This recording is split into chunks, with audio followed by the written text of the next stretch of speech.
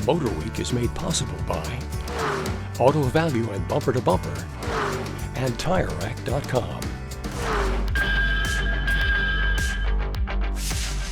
Everybody loves a shiny car, but not everyone knows how to achieve that high level of shine in their paint.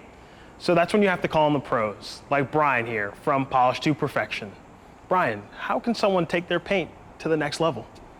Well, so what we do here is we evaluate the finish and see what we're working with.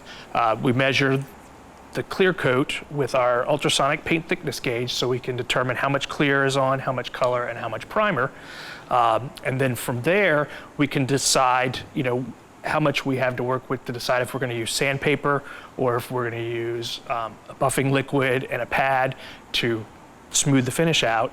And then we'll take a reading with our gloss meter that tells us our reflectivity and gloss and distinctiveness of the reflection, and we'll have a baseline that we're working from. So as we're removing the clear coat from the finish, we don't want to compromise the UV protection that's in the clear coat, but at the same time we want to get the smoothest finish as we can because you'll get the best reflection, which gives you that deep wet shine that everybody likes. Okay, so I understand that we're removing layers when you could be sanding or compounding, but how do you bring that shine out of the paint after you've removed those layers? So we just continue to refine down to less aggressive polishes and less aggressive pads to get it to where it is a full finish, where the gloss is really standing out. And again, with our meter, we've done enough of these cars that we know when we hit these certain numbers with this meter, we know that the car is going to look really wet outside. Okay, awesome. So after someone may take their vehicle home,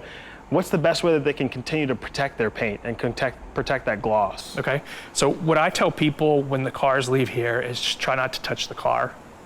Touch the car as little as possible. So what that means is I recommend an electric pressure washer and a foam cannon. So you foam up the car, you let the dirt kind of drift off, take a soft wash mitt to wash the car, and then after you rinse the car off, we try to use deionized water because that doesn't leave water spots. And then you can use a leaf blower at home to just dry it off so that way you don't have a towel, you're rubbing a towel across the finish which could scratch it, and that maintains the finish. That's a great tip for someone that they can use at home. What are some other products that you'd recommend for someone to use at home to take care of their own car? So, we really try not to focus as much on the brands of products or the brands of polishers, because really you can achieve the results with, any polisher, any polish. It's the time that it takes to learn how to use those products in that machine that really make the difference. If you have a question or comment, you can reach out to us right here at MotorWeek.